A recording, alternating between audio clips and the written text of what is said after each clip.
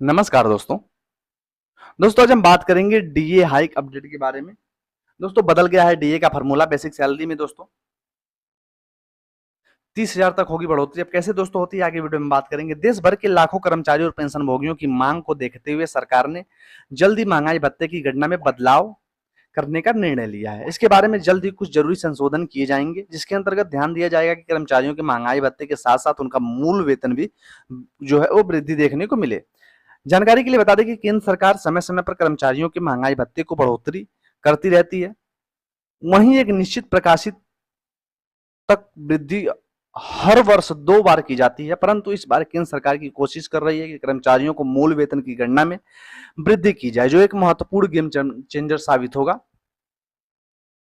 जैसा कि हम सब जानते हैं कि सरकार केंद्रीय कर्मचारियों के महंगाई भत्ते में वर्ष में 2 बार इजाफा करती है। ऐसे में all India consumer product index के आंकड़ों को देखते हुए कर्मचारियों के भत्तों में बढ़ोतरी की जाती है, जिसके कर्मचारियों को महंगाई दर से निपटने में आसानी हो।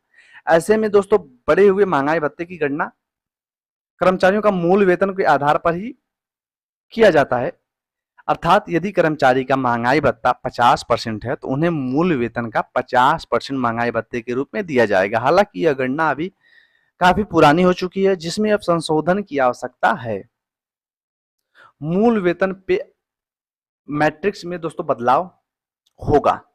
इसी संशोधन की आवश्यकता को देखते हुए केंद्र सरकार जल्द ही कोई महत्वपूर्ण निर्णय लेने वाली है, जिसमें कर्मचारियों के महंगाई भत्ते की गणना करने के तरीके में बदलाव किया गया है। कहा जा रहा है कि यह बदलाव एक गेम चेंजर पॉलिसी के रूप में उभरेगा, जहां कर्मचारियों को मूल वेतन में वृद्धि कर दी जाएगी, जिससे महंगाई भत्ता भी बढ़ जाएगा। वहीं जानकार की मानो तो यह आंकड़ा ये भी कहा जा रहा है कि कर्मचारियों का महंगाई भत्ता 50% के पार पहुंच गया है। ऐसे में महंगाई भत्ते को मूल वेतन में मिला दिया जाएगा और डीए की गणना शून्य से शुरू की जाएगी। ऐसे में भी कर्मचारियों को सीधे तौर पर फायदा देखने को मिलेगा।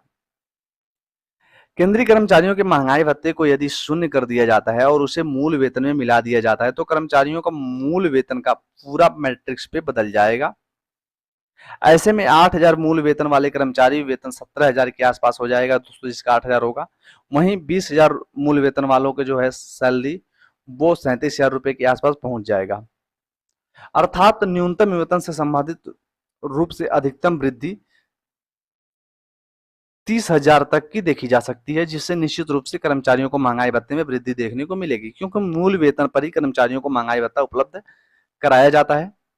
जुलाई बजट के दौरान दोस्तों जाएंगे नए फैसले। मूल वेतन में वृद्धि होने के बाद यदि कर्मचारियों महंगाई भत्ते में जुलाई माह में 4% तक जो है वो इजाफा होता है तो कर्मचारियों को मूल वेतन में 4% महंगाई दर के रूप में दिया जाएगा, जिससे कुल मिलाकर कर्मचारियों को ये फायदा देखने को मिलेगा। हालांकि इन सारे मुद्दों पर अभी तक सरकार द्वारा किसी भी आधिकारिक घोषणा नहीं की गई है, परंतु माना जा रहा है कि आने वाले महीनों में सटीक आंकड़े जारी होने के बाद भी अंतिम गणना की जाएगी और सरकार द्वारा कोई ठोस निर्णय जरूर लिया जाएगा। इसके अलावा आने वाले बजट के अंतर्गत भी सरकार कुछ महत्वपूर्ण निर्णय लेने वाली है, जैसे कि पुरानी पेंशन की योजना के अंतर्गत पुनः उद्धार का कार्य दोस्तों। इसके अलावा सीजीएचएस कार्ड को लेकर भी कुछ महत्वपूर्ण नए नियम, वहीं अन्य महत्वपूर्ण योजनाओं के अंतर्गत लाभ राशि में भी बढ़ोतरी की जाएगी। इसके साथ ही अन्य सरकारी योजनाओं का जो लाभ राशि है वो उसमें बढ़ोतरी करने की सरकार जल्द निर्णय लेने वाली है। नागरिकों के साथ साथ आने वाले बजट के अंतर्गत सरकार केंद्रीय कर्मचारियों तथा पेंशनरों के लिए हित में दोस्तों ध्यान में रखते हुए कुछ महत्वपूर्ण पढ़ना निर्णय पारित करने वाली है।